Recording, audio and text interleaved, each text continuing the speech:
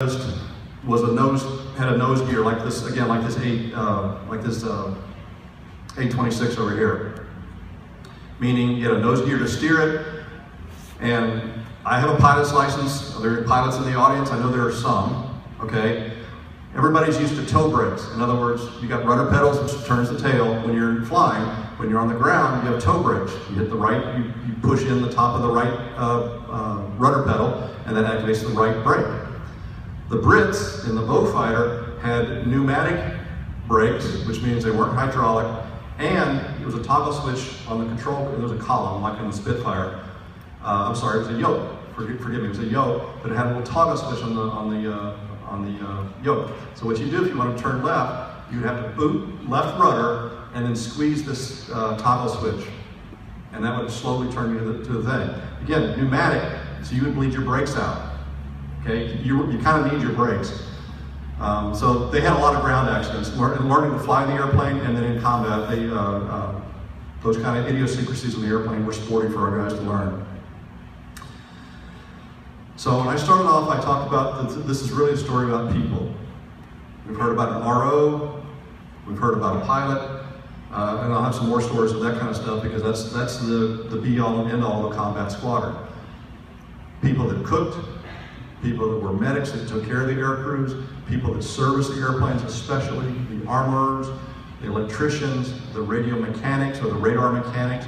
It took a whole squadron of 250-ish people to get 12 airplanes up in the air. And that was all day, every day. So it was all about the people.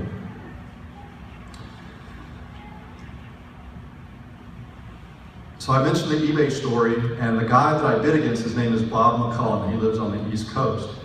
His father was also an RO. At this time, the war had progressed. We're in 1944, and radar is not quite as much of a secret. It still is classified technology, but the fact that we have radar, everybody knew it. So the nomenclature changed from radio observer to radar operator, still an RO.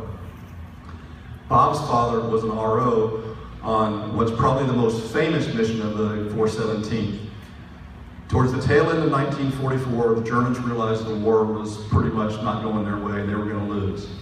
So there were all kinds of schemes and maneuvers and plots to get people out of the country that wanted to survive. We all know about supposedly the Nazis in Argentina.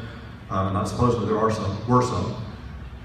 So one of the schemes they had is they were flying as a big transport. It's called a Ju-290. It's a big 4-engine transport aircraft that the Germans had.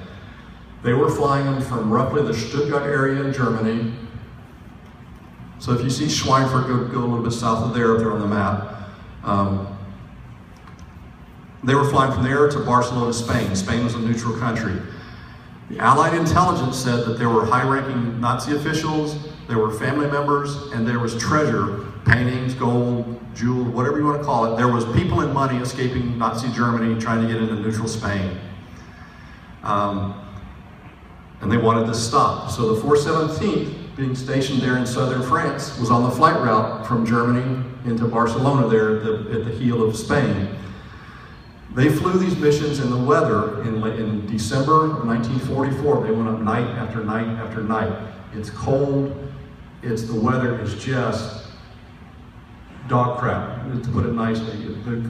It's icy, it's cold, it's rainy, clouds all the way from the sea, all the way up to about 20,000 feet. And you still got to go out there and patrol these things. So on the night, late in December, finally Bob McCullen's, his father was also Bob. He and his pilot got a radar contact. The ground said, okay, here's a guy we think is what they call the airplane Barcelona Charlie, that Ju-290. Here is this guy, he's on the track. They put the Beaufighter in position. The Beaufighter picked it up on the radar, as I described earlier, how that whole system worked. The problem was the Beaufighter picked him up on the radar, but he realized that guy was really, really, really, really low. It's down on the deck. Okay, I described the weather. It's night, it's bad weather, it's clouds, it's rain, it's snow. Everything possibly imagined flying, it's bad. And this guy is down there right above the wave tops.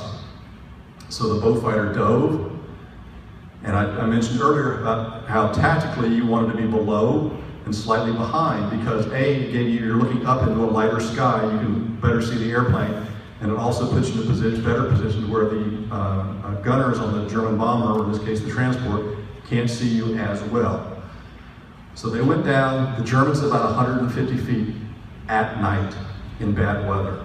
Great pilot on the Germans' part to be doing that. And he's doing this for hours because he's going from Germany into Spain, he's flying for hours like that. Of course he wants to live, so he's got a lot of motivation. The Beaufighter has to get in below him. These are kids. Dan mentioned that his father-in-law was 23 when he went home as the old man. So these guys are 20, 21 years old.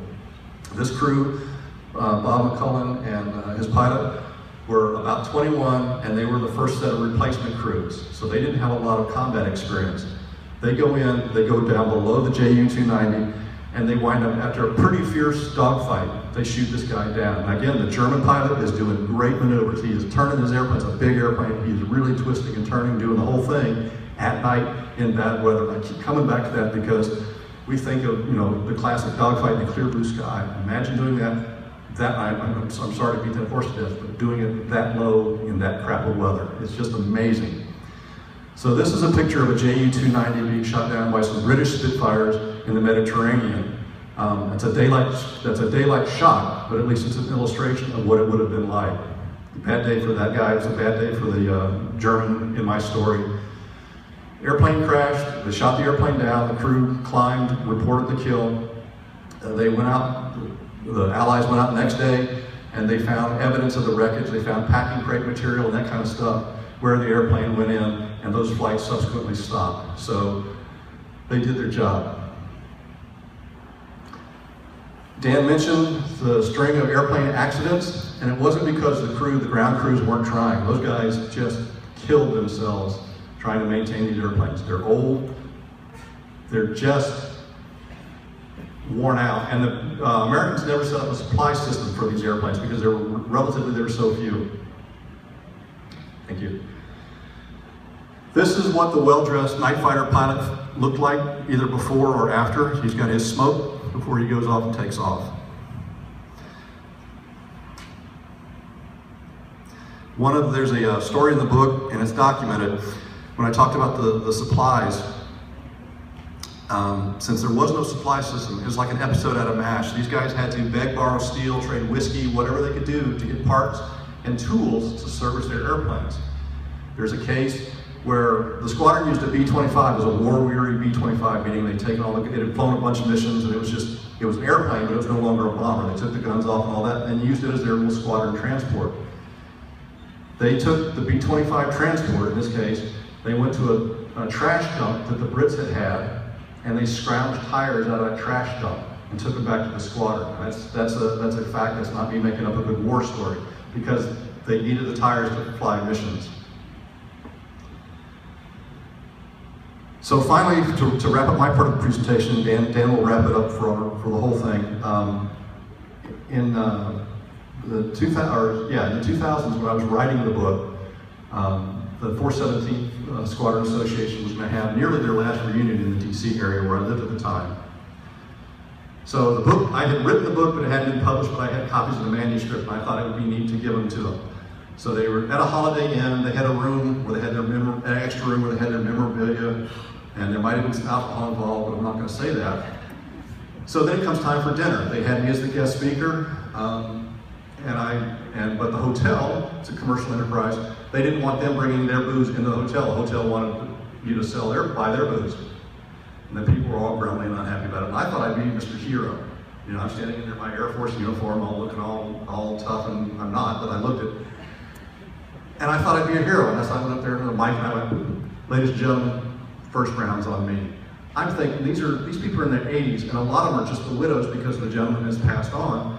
I figured on a few bottles of red wine, how bad could it be? I forgot it's the World War II generation. Scotches and double scotches, including the ladies. I was very happy to pay that bar bill.